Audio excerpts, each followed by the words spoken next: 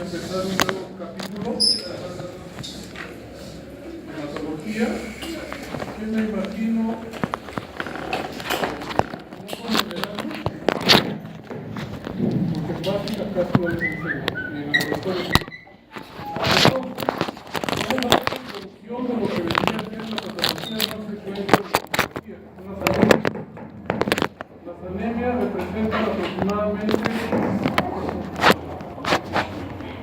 Las anemias representan aproximadamente el 80% de la patología hematológica, porque no solamente están, debemos tener en cuenta las anemias que debutan per se, por ejemplo la anemia ferropénica, la anemia megaloblástica, la anemia plástica, ¿no?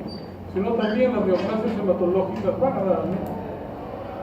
Definitivamente, porque estamos en la médula ósea que compromete la célula roja. La anemia es el síntoma más frecuente, o digamos la patología más frecuente que se debe estudiar en hematología. Según la Organización Mundial de la Salud, cuando tenemos que estudiar anemia, debemos tener un punto de partida, y ese punto de partida debe ser la determinación de la hemoglobina. ¿Por qué? Porque la hemoglobina tiene un valor constante, a diferencia del hematocrito. Por ejemplo, si una persona tiene una anemia ferropénica, cuando la persona tiene carencia de hierro, el glóbulo rojo es pequeño y es pálido. Entonces, en esas condiciones se pierde la relación normal que existe entre hemoglobina y hematocrito, que es 1 a 3. Si yo tengo 15 de hemoglobina, debo tener 45 de hematocrito. Eso es para una persona normal.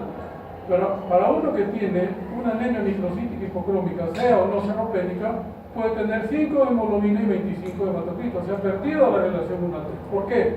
Porque hay microcitosis de hipocromía. Y cuando hay microcitosis de hipocromía, ¿qué sucede? Que se forma menos cantidad de hemoglobina. Esa es la cuestión. Entonces, la hemoglobina, como hemos dicho, tiene un valor constante, a diferencia del hematocrito. El hematocrito se falsea, como hemos visto en la anemia ferropénica está más alto de lo que realmente debe ser.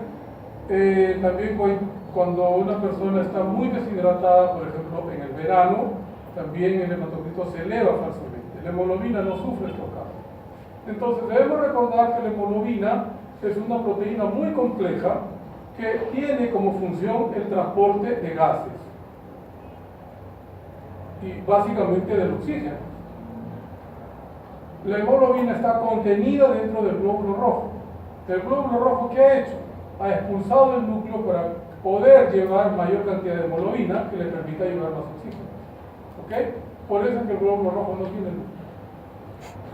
Como está escrito en esta diapositiva, la hemoglobina está constituida por dos unidades estructurales muy importantes que no están, digamos, bien escritas allí, ¿no? Ahí lo que se trata de escribir son las cadenas globínicas que cuando fallan originan a las hemoglobinas normales, que son un tipo de anemia hemolítica congénita, y a las talasemia, que son otra anemia hemolítica congénita, y ya cuando hagan la clase lo verán con mayor entendimiento.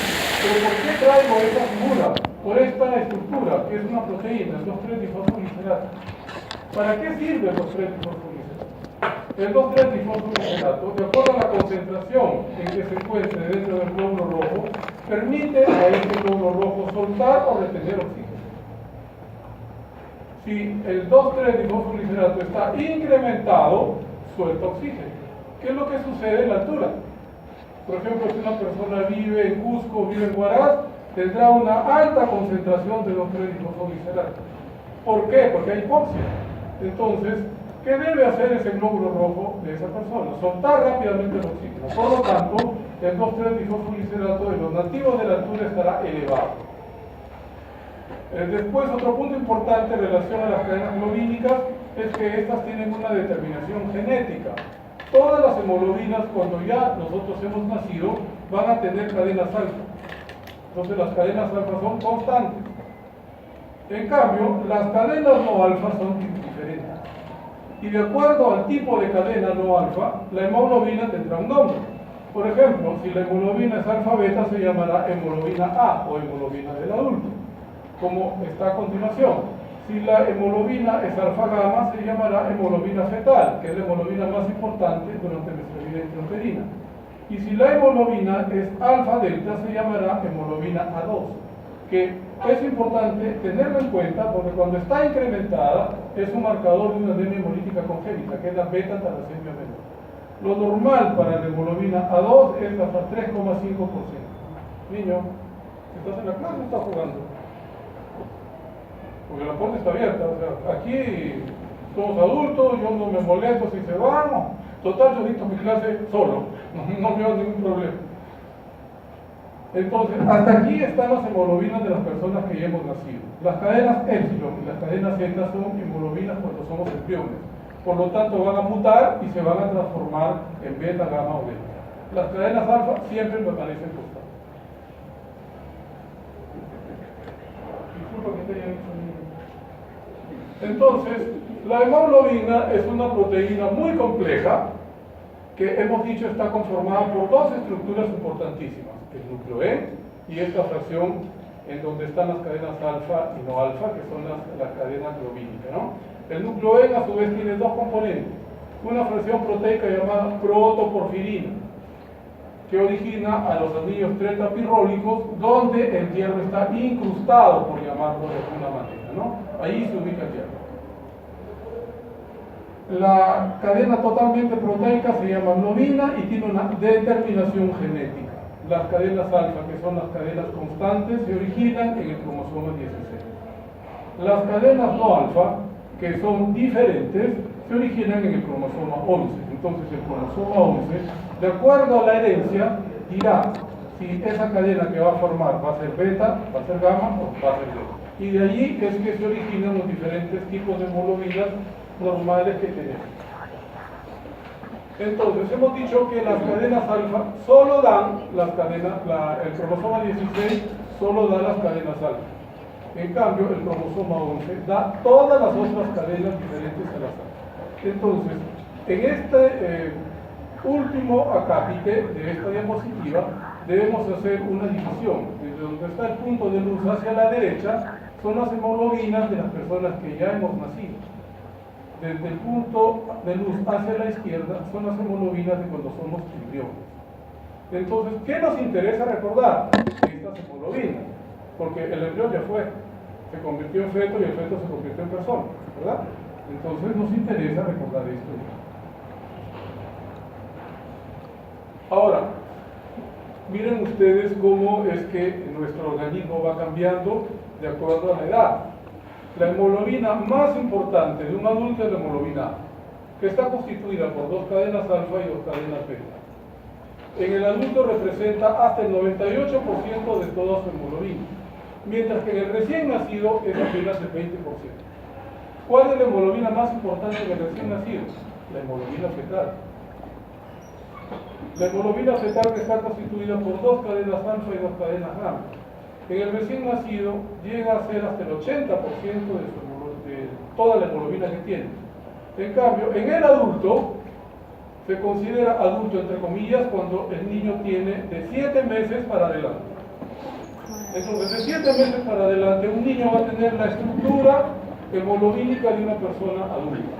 Por eso, antes de los 7 meses, no es conveniente estudiar las anemias hemolíticas que incluyen a las alteraciones del hemoglobina, como son la hemoglobina S y las talasemia. Por eso es importante tener en cuenta esta cosita, ¿no? Que a lo mejor en otros puntos no les dan la importancia de vida. Los valores normales de hemoglobina, según la Organización Mundial de la Salud, que es el ente universal o el ente mundial para lo que es salud valga la redundancia, en el mundo, teniendo en cuenta dos aspectos: la edad, tres aspectos en todo caso: la edad, el estado fisiológico y el lugar donde se vive. Estas hemoglobinas están dadas para personas como nosotros que vivimos debajo de los 1000 metros de altura. Lima es una ciudad costera.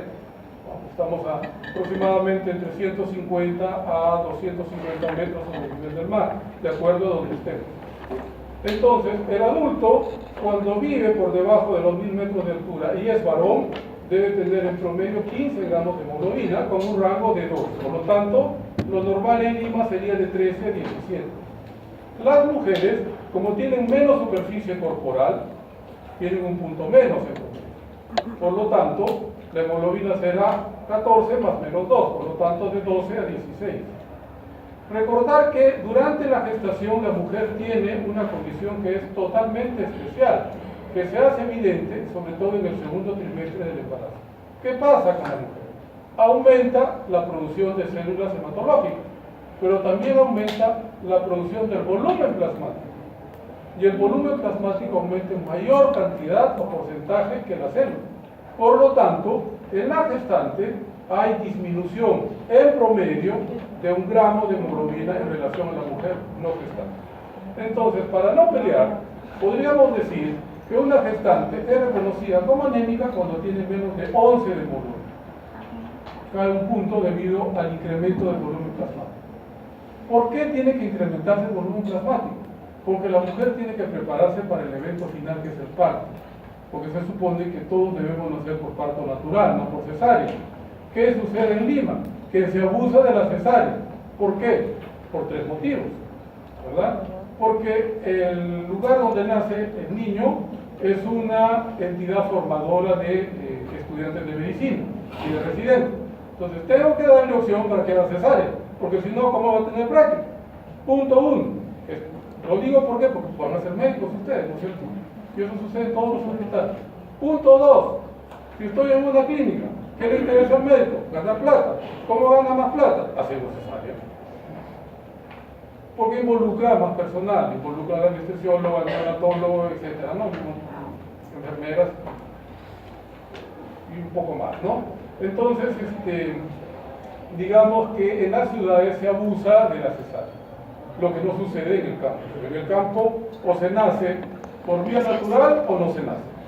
También es triste, ¿no? Porque a veces allí sí se necesitaría hacer una cesárea, pero no se puede.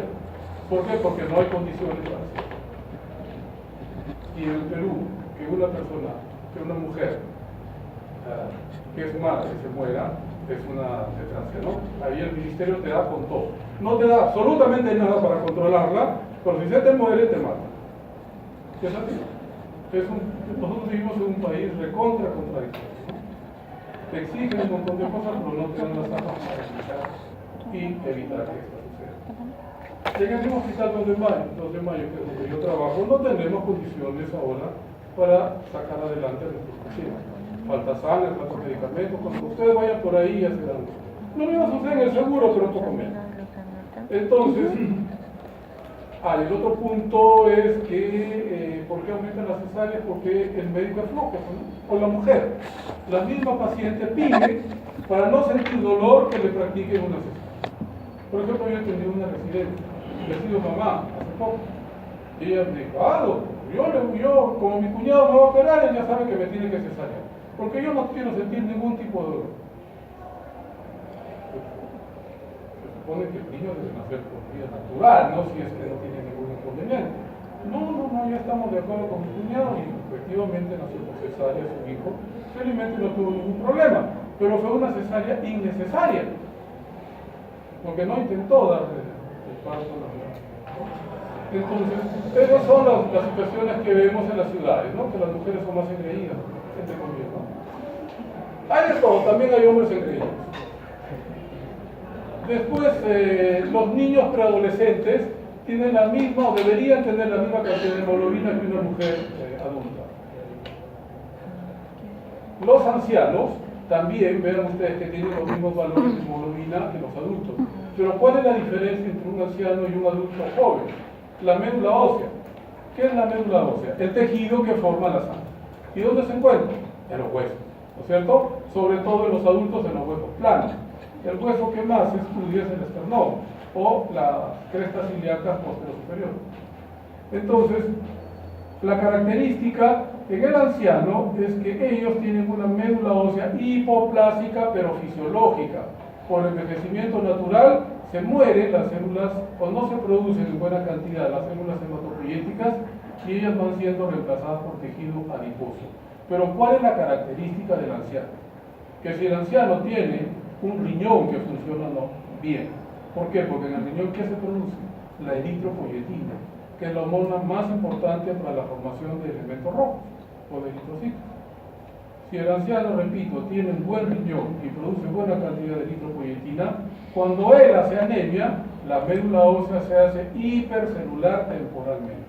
Entonces, si yo le practico una médula ósea o un estudio medular a un anciano que tiene una anemia ferropénica, una anemia hemolítica, una anemia megaloblástica y que tiene una hemoglobina menor de 10, voy a encontrar que su médula ósea va a ser hipercelular como reactividad al cuadro de hipoxia debido a la eritropoyetina que el riñón produce. Cuando se normaliza la hemoglobina, el anciano deja de producir el exceso de eritropoyetina que produce en esos momentos y la médula vuelve a ser fisiológicamente hipocelular.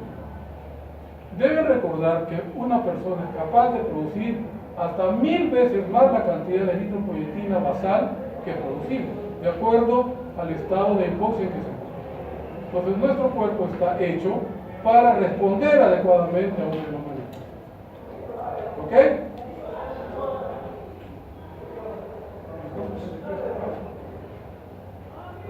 Ahora, otro dato importantísimo para nosotros como país. ¿Por qué? Porque el Perú tiene ciudades que son capitales de departamento, capitales de región o centros turísticos de alta demanda que se encuentran por encima de los 2.500 metros sobre el nivel del mar.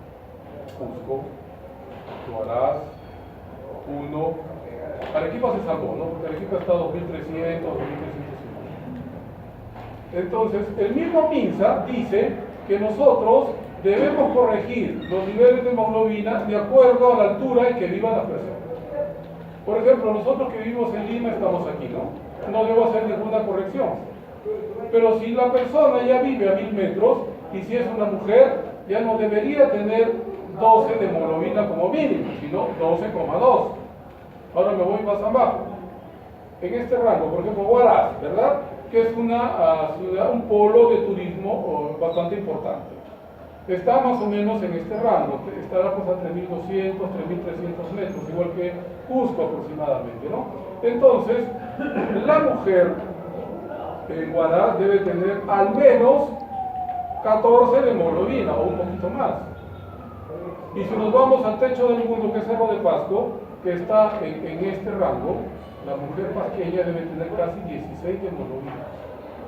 Entonces, para equiparar los niveles de hemoglobina, tengo que aumentar esta cantidad. O en todo caso, que es lo que recomienda el MINSA, restarle esta cantidad a la hemoglobina que le determino a esa mujer. Supongamos que una mujer en el Cerro de Pasco le dosa la hemoglobina y tiene 12 de hemoglobina. ¿Cuánto le corresponde si yo le corrijo? Si está, no, pues si le corrijo quitándole, ya no aumentando, que es lo que dice el MINSA. ¿Cuánto? Casi 8, ¿no? Porque le voy a quitar más o menos 4. Entonces, ¿qué significa? Que está con anemia. Entonces, ¿qué me quiere decir eso? Que nosotros en el Perú tenemos más anemia de la que el MINSA dice. O sea, la anemia está subregistrada en el país. ¿Por qué? Porque somos ociosos. Lo que vamos a hacer el salud no hacemos nuestro trabajo. Y si no hay un médico, y lo debe hacer un enfermero o una enfermera o un técnico de enfermería, peor, porque no les interesa. Entonces, nosotros tenemos más anemia de la que oficialmente nos dicen cada año a través de los órganos de prensa del Ministerio de Salud. Después, cuando veamos el mapa de la anemia ferropénica, ahí se van a asustar. Ahora, ¿cómo definimos anemia? La anemia la puedo definir teniendo en cuenta los dos componentes. La célula, a pesar de que el glóbulo rojo ya no es una célula porque no tiene núcleo, y la hemoglobina. Entonces, ¿quién me puede decir o me puede dar un ejemplo de una anemia en donde haya menor cantidad de glóbulo rojo? Mi derecha. Una anemia por menor producción o por destrucción de rojo. Y ya le soplé, pues, anemia hemolítica. Bueno, o sea, no está durmiendo, qué bueno. Las anemias hemolíticas. La anemia megaloblástica. En la anemia megaloblástica, cuando faltan las vitaminas B12 o B9, que es el ácido fólico, ¿qué hacen? Las células que se forman en la médula ósea se forman mal y se destruyen en la médula. Y eso se llama diseritropoiesis. ¿Por qué? Porque el cuadro hemolítico es central. Para que sea cuadro hemolítico como tal, debe ser fuera de la médula ósea. Puede ser en el vaso, o puede ser en el vaso órgano o en el vaso común. Y ahí sí se reconoce la anemia. Entonces, otro ejemplo, la aplasia medular. La médula ósea no forma células y se llena de grasa. Y el otro punto es cuando hay menor síntesis de hemoglobinas, que ahí ya se reduce el espectro de las anemias. Ejemplo de una anemia en donde haya menor síntesis de hemoglobina.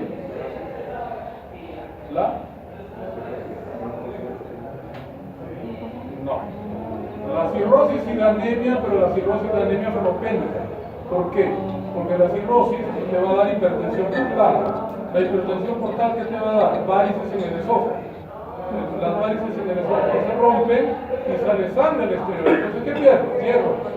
Entonces vas a tener una anemia ferropénica por pérdida. Igual cuando se tiene un cáncer gástrico, cuando se tiene hemorroides, o la mujer que menstrua, que todos los meses pierde hierro porque pierde sangre. Entonces, la reina de las anemias, que la anemia ferropénica está en este grupo de menor síntesis de hemoglobina. El 80%, digamos, entre 70 y 80% de las anemias en el Perú son anemias ferropénicas. Es la anemia más frecuente. Y la otra es la talasemia, que es una anemia hemolítica congénita, pero allí no falla la cantidad de hierro. ¿Qué falla? Las cadenas globínicas, que están incompletas o están totalmente ausentes. La consecuencia es la misma, porque hemos visto que la hemoglobina está formada por hierro, en el caso de la anemia ferropénica, cuando falta hierro hay menor síntesis de hemoglobinas, y en las talasemias es por menor cantidad de aminoácidos en las cadenas globínicas. Entonces, si me falta un pedazo de cadena alfa o un pedazo de cadena beta, estaré frente a una talasemia alfa o beta, de acuerdo a la cadena que esté comprometida. Y la consecuencia será una menor síntesis y formación de hemoglobina. La expresión será la misma, microsintosis e hemoglobina. Entonces, hemos dado el ejemplo de las anemias en donde hay menor síntesis de hemoglobina. La anemia ferropénica y las talasemias. En relación al cuadro clínico, podemos agrupar los síntomas en dos grandes grupos, no valga la redundancia, los síntomas generales y los síntomas especiales. Los generales son aquellos que se presentan en cualquier anemia, no interesa la etiología. ¿Qué interesa? La intensidad de la anemia. Si la anemia es leve, lo más probable es que no haya síntomas, aunque sí haya síntomas, que es el que tienen todos la mayoría de los que están aquí, la astenia. ¿Qué cosa es la astenia? ¿Quién me dice que la El peruano, la flojera. Esa es la astenia. Que los alumnos de medicina últimamente son bastantes. No van a las clases, llegan tarde, no piden permiso. En mi época no era así. Si yo llegaba 10 minutos tarde me botaban. Ahora no. Ahora con la excusa que viven lejos se les tiene que permitir llegar a cualquier hora. Pero para eso están las reglas, ¿no es cierto? Conmigo, el primer día yo les digo, tolerancia 10 minutos. Si en 10 minutos llegaste, puedes entrar a la clase. Si llegaste después de 10 minutos, ya no, porque te estoy avisando antes. Y así debe ser. Porque el médico debe ser ordenado y debe ser puntual. Si un médico no es ordenado y puntual, es mejor que sea médico. Entonces, la astenia se presenta en el 100% de las anemias. No interesa la intensidad. En cambio, la palidez sí va a guardar una relación estrecha con la intensidad de la anemia. Si una persona tiene una anemia leve, la palidez no se nota. Si tiene más de 10 de hemoglobina, la palidez no es evidente. La palidez es evidente cuando la persona tiene una anemia con una hemoglobina menor de 10. Lo mismo el incremento del sueño, ¿no es cierto? Porque hay hipoxia, no se transporta oxígeno. Después, cuando la anemia es crónica y es severa, o sea, ¿cuándo digo que una anemia es severa? Cuando la persona tiene menos de 8 de hemoglobina. Se presentarán los llamados mecanismos compensatorios. ¿Qué hace mi organismo para lanzar más veces la misma cantidad de sangre en una situación de anemia? Aumenta el gasto cardíaco, ¿verdad? O el trabajo cardíaco. ¿A expensas de quién? De la frecuencia cardíaca. Y por eso es que en la anemia grave o severa, crónica, aparece la taquicardia, que es el incremento de la frecuencia cardíaca. Entonces, la anemia es uno de los pocos síndromes médicos que te da una insuficiencia, o te puede ocasionar una insuficiencia cardíaca anémica básica, es decir, por incremento de la frecuencia cardíaca. ¿Cuál es la otra? Todavía no han llevado endocrino. Creo que llevan después. El hipertiroidismo también produce taquicardia y por lo tanto te puede dar insuficiencia cardíaca anémica. Y después está el soplo sistólico multifocal que me habla de un cuadro crónico y severo. ¿Qué hace? El corazón, como late más veces por minuto, el músculo se va a hipertrofiar y las válvulas cardíacas se van a hacer insuficientes. Cuando hay sístole o diástole hay regreso de sangre a la cavidad. Y por eso es que se oculta el soplo en todos los focos. Por eso se llama foco, entre comillas, funcional. Porque el soplo patológico se oculta en un solo foco. Si uno tiene una estenosis aórtica o tiene una insuficiencia mitral, solamente se oculta en ese foco. En cambio, el soplo de la anemia, cuando la anemia es severa y crónica, se oculta en todos los focos. Y la intensidad es leve, 2/6, y desaparece cuando se corrige la anemia. Y después vienen los síntomas específicos. Por ejemplo, la anemia ferropénica, que es la anemia más frecuente. ¿Qué voy a encontrar? La piel seca, las uñas planas y delgadas. ¿Cómo se llama eso? Platoniquia, cuando la uña es plana. Y si la anemia se sigue o perdura, no la puedo corregir, entonces se invierte la curvatura normal y eso se llama coiloniquia o uña cuchara, que es característico de un cuadro de ferropenia crónico y grave. Entonces, los síntomas específicos dependerán de la causa. Y si estoy frente a una anemia hemolítica, ¿cuál es el síntoma que más verán ustedes? De un cuadro de restricción de rojo. ¿Qué van a ver en el examen clínico? ¿Qué van a buscar? La ictericia, ¿verdad? Entonces, nunca me puedo olvidar de la sigla PIE, en la anemia hemolítica. PIE, P de palidez, I de ictericia y E de esplenomegalia, porque es el vaso órgano el que destruye en la mayor etiología de las anemias a los glóbulos rojos que están aquí. Después tenemos a la clasificación de las anemias. Existen muchas maneras de clasificar las anemias, pero una que es sumamente interesante es aquella que tiene en cuenta el número de los reticulocitos. ¿Qué cosa es un reticulocito? Es un glóbulo rojo joven, que normalmente está en la sangre periférica, sí, pero en esta cantidad, entre 0,5 y 2% en personas que no tenemos anemia. Por lo tanto, cuando la persona tiene anemia, fue con relajación de filtro o no.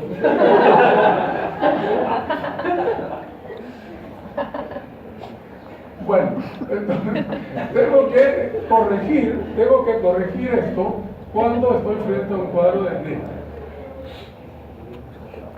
Entonces, las anemias, si tienen un recuento reticulocitario normal, se llamarán anemias por menor producción. En cambio, cuando las anemias tienen un recuento reticulocito por encima de 2% corregido, se llaman anemias por mayor reducción. Entonces, ¿qué me está de una manera indirecta diciendo esta clasificación? Que tengo que corregir el nivel de reticulocitos. Ustedes ya llevaron al laboratorio, ¿verdad? ¿Les han enseñado a corregir los reticulocitos? ¿Y entonces dónde llevaron al laboratorio? Aquí. Aquí en el local de atrás. Porque antes iban a los hospitales, ahora ya no lo ven. Entonces, les pasaré cómo se corrigen los reticulocitos. En el numerador, supongamos, vamos a dar un ejemplo primero. Y como las mujeres jóvenes, como las que están aquí, son anémicas, por la pérdida menstrual, haremos el ejemplo de una mujer. Pero supongamos que se trata de una chica que tiene 22 años, que tiene 5 de hemoglobina y tiene 25 de hematocrito. Se ha perdido la relación 1 a 3, ¿verdad? Entonces debe tener una alteración en su hemoglobina, ¿no? En la síntesis de hemoglobina. Si es una mujer joven, lo más frecuente es que sea una anemia ferropénica. Entonces, tiene 5 de hemoglobina y tiene 25 de hematocritos. Y tiene un recuento reticulocitario de 3%. ¿Cuál será el valor de sus reticulocitos correctos? Sencillo, con una fórmula muy sencilla. En el numerador, ¿qué voy a colocar? El número de reticulocitos que me dan, en este caso el 3%, multiplicado por el valor del hematocrito. ¿Cuánto he dicho? 25. Y en el denominador voy a poner el hematocrito ideal para esa persona. ¿Cuáles son los hematocritos ideales según el sexo y la edad? Para el varón, 45. Para la mujer, 40. Y para los niños, 36. Entonces, si es mujer, ¿cuánto le corresponde? Entonces, ¿qué voy a hacer?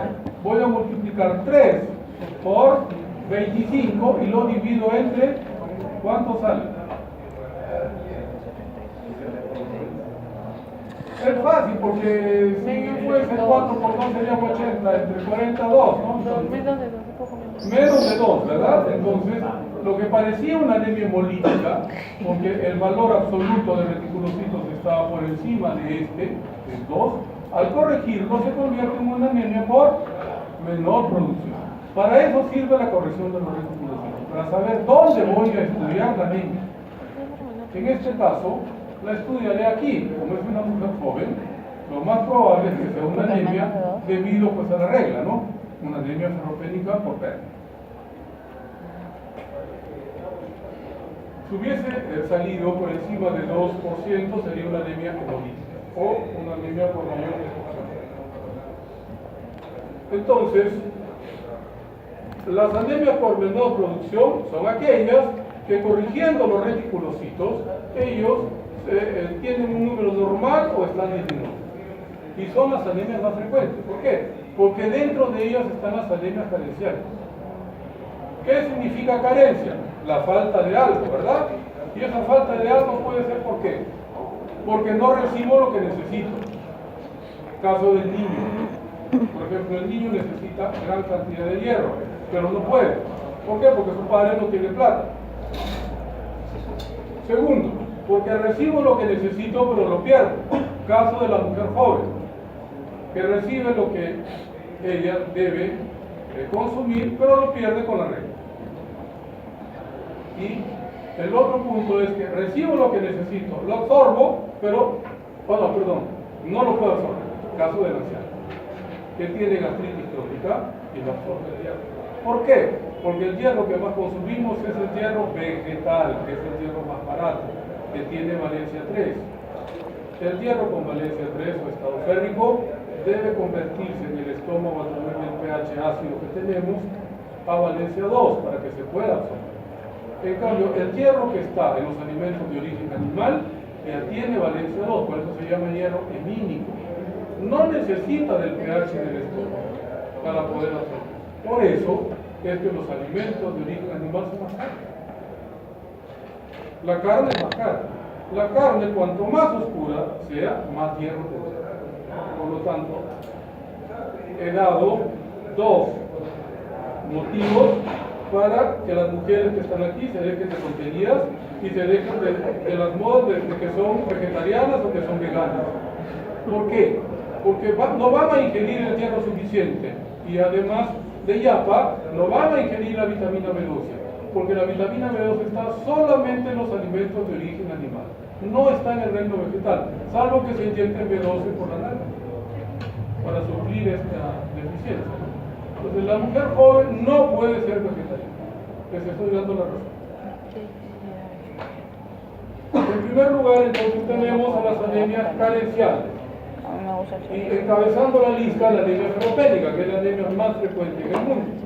Después vienen las anemias megaloblásticas. ¿Qué significa megalo? Grande, ¿no es cierto? La personalidad, por ejemplo, del expresidente de la García. Choro como el solo, pero nadie lo puede pescar, porque es inteligentísimo. Se ha paseado con todo el mundo. Discúlpenme si hay algún conocido, pariente de alguien. Pero esa es la verdad. Entonces, las anemias por deficiencia de las anemias megaloblásticas, decía, megalogrande, blasto joven. Entonces, ¿qué sucede? Que estas 2 vitaminas intervienen directamente en la síntesis del ADN, del ácido desóxido-nucleico, por lo tanto del núcleo de la célula, por lo tanto en la síntesis celular. Si falla, falta una de estas vitaminas, el ADN se forma de mala calidad y la célula se destruye en la médula ósea. Y eso, como he dicho que se llama, lo dije antes, ¿cómo se llama? Diseritropoiesis. Diseritropoiesis. Y cuando esta destrucción involucra no solo a los rojos, sino también a los blancos y a las plaquetas, se llama disemopoiesis. Entonces la anemia megaloblástica da disemopoiesis, porque no solamente se alteran los rojos, sino también los blancos y las plaquetas. Entonces, está reconocido que la anemia megaloblástica es una causa relativamente frecuente de pancitopenia. ¿Qué es la pancitopenia? La disminución de las 3 líneas celulares más importantes. Primero, representando a los leucocitos. ¿Quiénes están? Los neutrófilos. ¿Por qué? Porque los neutrófilos nos defienden inmediatamente de la agresión. Entonces, no me interesa la leucopenia, lo que me interesa es la neutropenia. ¿Cuándo digo que una persona tiene neutropenia? Cuando tiene menos de 1500 neutrófilos por milímetro cúbico. Y de ahí viene la anemia y la trombocitopenia. Ahora se acepta que una persona tiene trombocitopenia real o absoluta cuando tiene menos de 100.000 plaquetas. Entonces tendrá neutropenia, tendrá anemia y tendrá trombocitopenia. Y se llama trombocitopenia o pancitopenia benigna porque apenas recibe el suplemento de estas vitaminas que le faltan, supera la neutropenia. La anemia megaloblástica responde rápidamente al tratamiento. Al 6º día la persona se siente mucho mejor. En cambio, la anemia ferropénica es más lenta. ¿Por qué? Porque la síntesis de hemoglobina es más lenta. Responde después del 10º día de tratamiento. La mujer, que generalmente es la que recibe hierro, se siente mucho mejor. Ya no se le cae el cabello, ya no se le parten las uñas, su piel está mejor y se adhiere al tratamiento, ¿no? Porque el tratamiento es largo, mínimo son 6 meses. Después viene la insuficiencia medular. ¿Qué es la insuficiencia medular? La falla en la producción de células. Y esta falla puede ser cuantitativa, o sea, la médula ósea no produce células, caso de la aplasia medular, o produce células, pero las destruye, caso de los síndromes mielodisplasia. ¿Qué es una mielodisplasia? Una mielodisplasia es una preleucemia. Es una entidad que usualmente se presenta en personas mayores. La persona nace normal y por cualquier hecho adquiere una alteración cromosómica. Esta alteración cromosómica altera la síntesis de los elementos hematopoyéticos. Entonces, al alterarlos, ¿qué hacen los macrófagos que están en la médula? Los destruyen. Y también se presenta pancitopenia.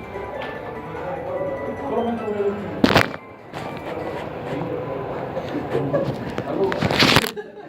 ¿Cómo le pagan con eso? No tiene edad, ¿no? O sea, por más viejo que sea, sigue siendo tío. Y eso les pasará a sus papás como. Ok, entonces les decía que las mielodisplasias se producen porque la persona tiene una alteración cromosómica con la que no nació.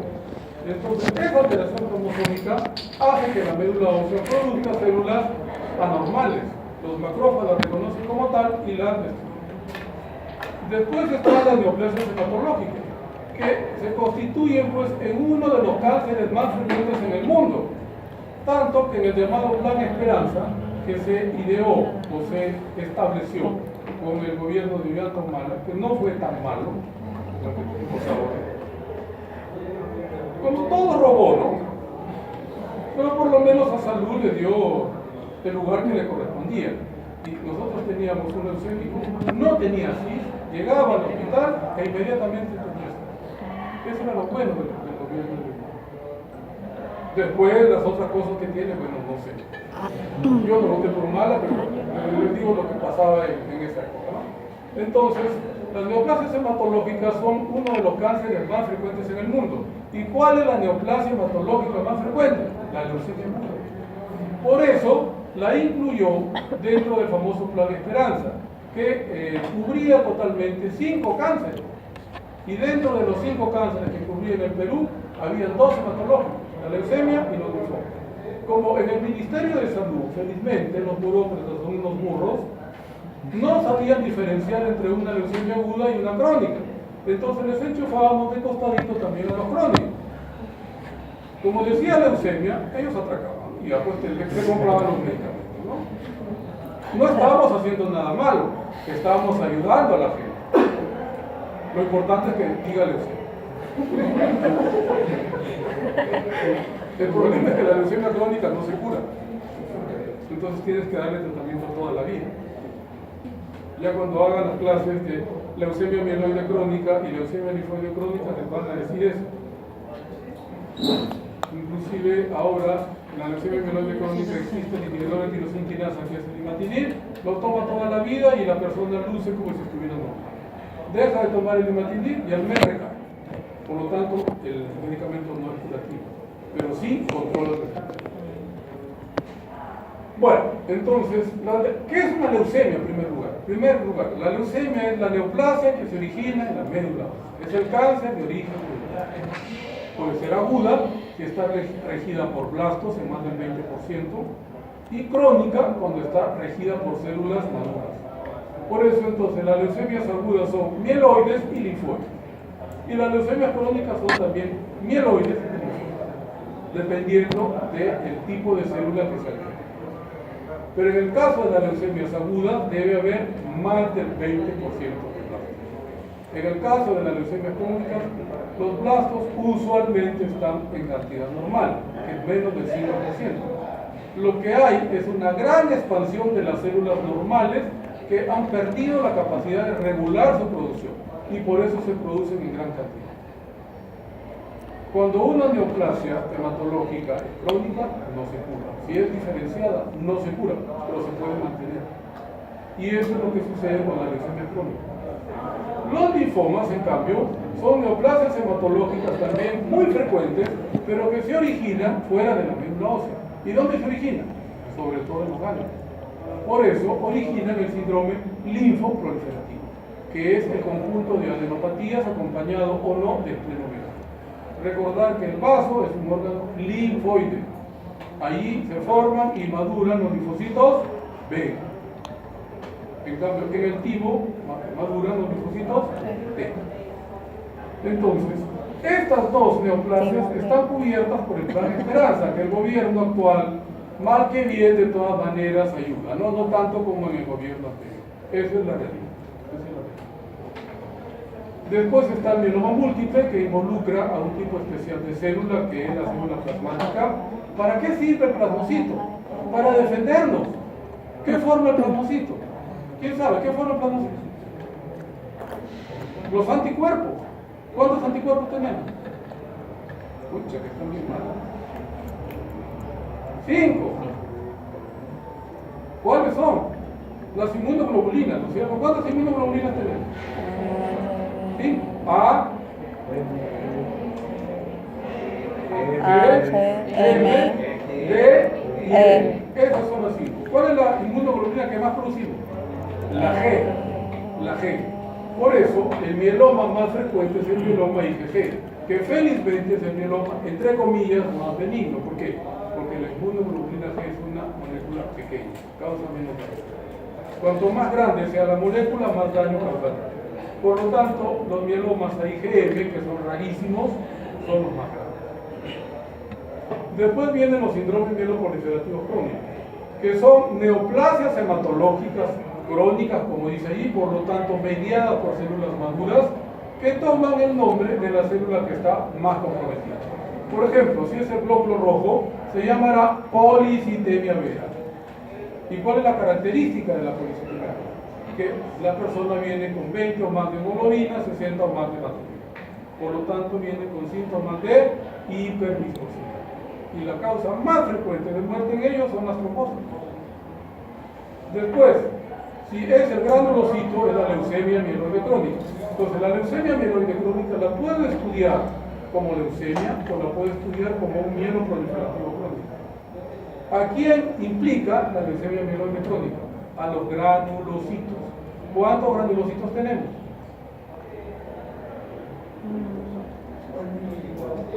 No, ¿cuántos? No he dicho cuántos. ¿O cuáles? Mejor. ¿Cuáles son los granulocitos?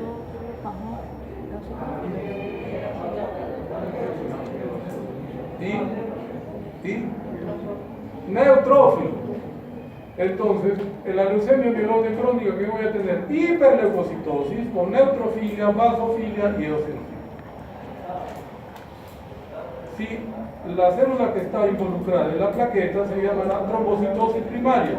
Entonces, ¿qué voy a tener? Un recuento plaquetario excesivo, mayor de 600.000 sostenido. Y por último está la mielofibrosis. En la médula tenemos fibroblastos. Los fibroblastos, ¿qué hacen? Producen las redes que como una especie de colchón van a servir para que las células hematológicas aniden ahí y no se caen.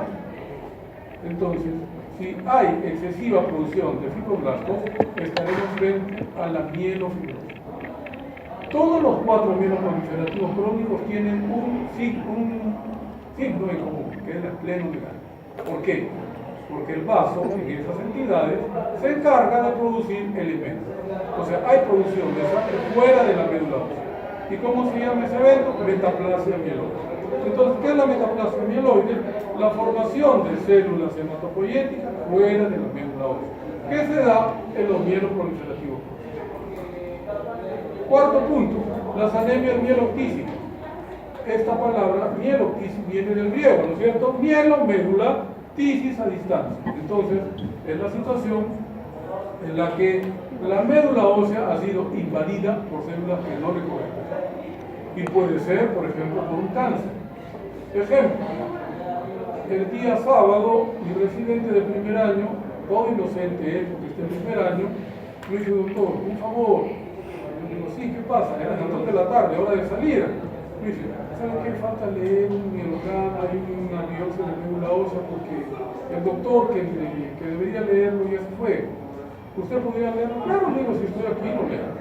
Le digo: a ver, cuéntame el caso, y me cuenta el caso. Y por eso la paciente ya tiene como 3 semanas hospitalizada. Y me dice: sí, doctor, nosotros desde que él ingresó, le dijimos a los médicos internistas de la sala que teníamos que hacer un aspirado porque tenía pancitopenia, pero ellos decían que no, que había que primero darle vitaminas, darle la B12 y todo eso. Y han pasado 3 semanas y está peor. Entonces al final aceptaron hacerle el aspirado y la biopsia. Entonces, yo, de verdad que a veces pasa así, ¿no? Me siento en el microscopio, enfoco y lo primero que encuentro es un grumo de células neoplásicas que no son hematológicas. Le digo: esta es una mieloctisis. Y el otro se quedó pensando: ¿y cómo sabe? Me dice. Digo: claro, porque no son células hematológicas.